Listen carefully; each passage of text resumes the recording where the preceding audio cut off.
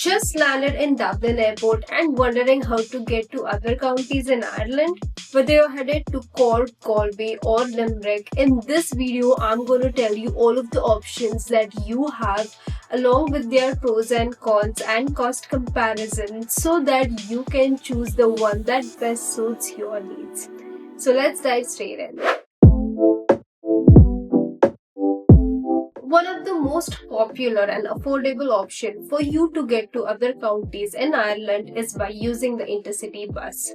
There are two types of buses that are available to you at the airport: public and private buses. Public buses run under the name Bus Aran or Expressways.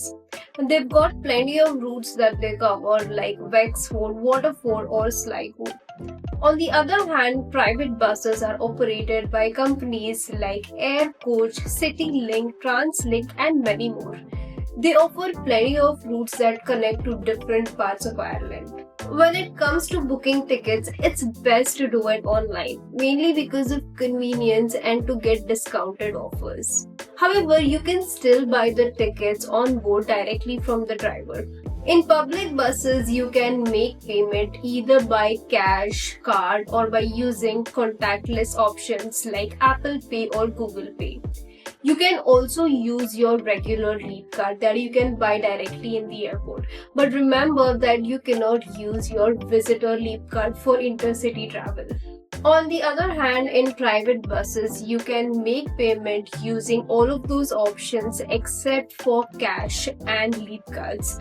Some private buses do not accept cash and they definitely do not accept leap cards. So be prepared to make contactless payment. In these buses, you are allowed to carry 1 or 2 suitcases. However, if you have anything more than this, then do not worry. Simply talk to the driver and he'll get it sorted for you. The best part about these buses is that they have a dedicated luggage compartment where you can place your suitcases. This way, you don't have to carry your heavy suitcases near your seats.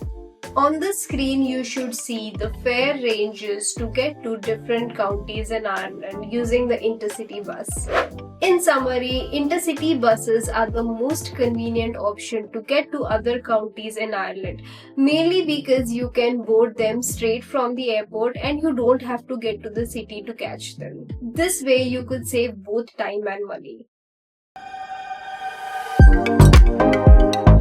If you're looking for a more comfortable journey, especially when it comes to longer routes, then trains are your best choice. However, there is a catch.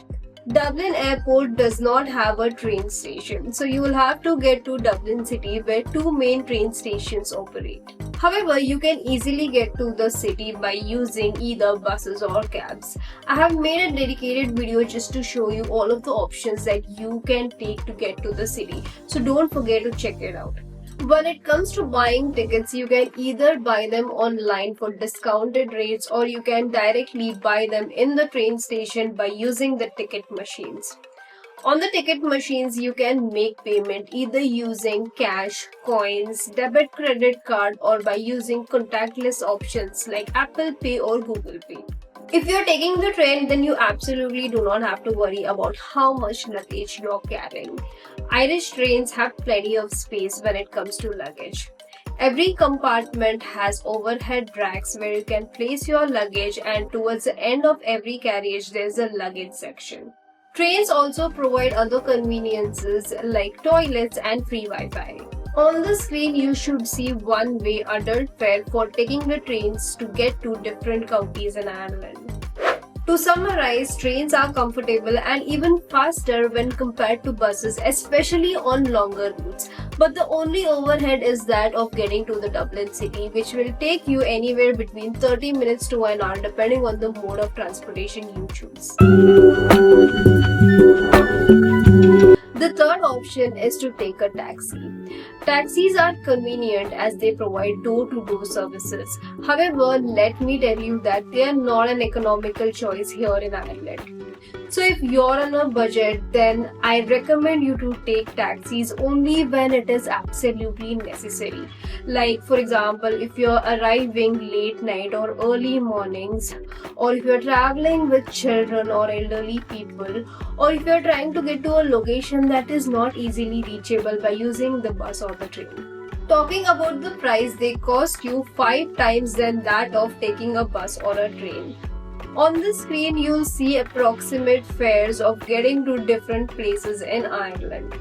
I highly recommend that you use the taxi fare calculator to get to know your approximate fare range before getting to Dublin so that you can avoid last minute surprises. If you have decided to take a taxi, then there are a couple of ways that you can get one. You can either walk up to the taxi rank that are outside both Terminal 1 and Terminal 2.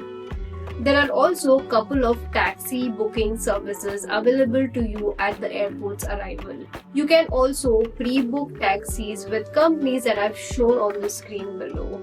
And the last option is to use the taxi booking apps such as FreeNow and there are a couple of others. So to summarize, although taxis may not be an economical option, they could be required depending on certain circumstances. If you're traveling in a group and if you can split fare, then they are the best choice.